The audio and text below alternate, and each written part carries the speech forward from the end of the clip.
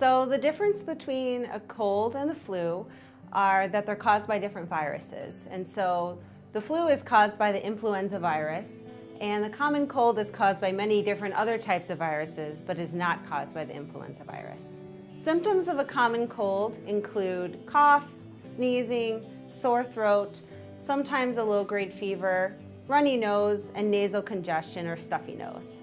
Symptoms of influenza include fever, usually a little bit higher than that with a cold, up to 102 degrees Fahrenheit, myalgias or severe muscle pain, fatigue, exhaustion and weakness, as well as cough, runny nose, nasal congestion, and sneezing. Complications from influenza are actually quite uncommon, but can occur in young children or in elderly adults or patients with other chronic medical problems. The most common complication is pneumonia or infection of the lung, and this can happen from the virus itself, or it can happen when you get a bacterial infection on top of the viral infection. Unfortunately, there's no cure for the common cold, but we are able to help control symptoms.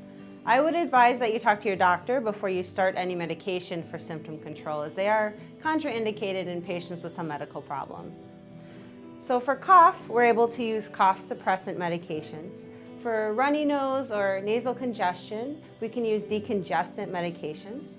For mild pain from the sore throat or from headache, from fever, we can use mild pain relievers such as acetaminophen or NSAID medications such as ibuprofen or naproxen.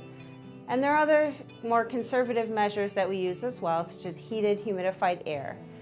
And I would lastly like to say that antibiotics are not effective in treating the common cold. They're targeted against bacteria and not viruses. It is recommended that everyone over the age of 6 months get an annual flu shot, and usually they're given in the fall before flu season starts. There are two aspects of treatment of the flu. The first is symptomatic management. The other is a medication called Tamiflu or oseltamivir or other similar medications, which can be used in some patients to shorten the duration of illness. Patients who have had symptoms for less than 48 hours, have other chronic medical conditions, or require hospitalization may be a candidate for Tamiflu. I would recommend contacting your doctor immediately if you suspect you have influenza or have been exposed to someone who has influenza. And there are two reasons for that. The first is that you may be a candidate for Tamiflu.